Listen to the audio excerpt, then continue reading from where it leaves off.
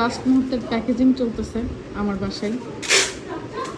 পিঠা আঠা যত কিছু আছে সব বান্ধে নিচ্ছি মার কাছ থেকে, শাশুড়ির কাছ থেকে, ইভেন ভাইয়ের শ্বশুর বাড়ি কি জানি হয় তাওই নিয়ে আসছে, মাওই নিয়ে আসছে।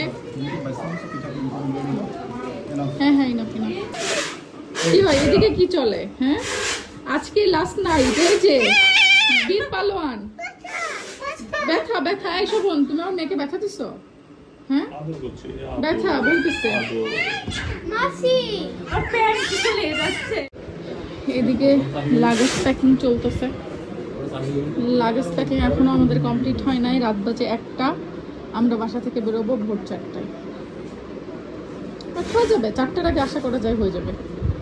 বের কর মাছ মাছ মাছ মাছ কম ছোট বড় লাগলে বলিস।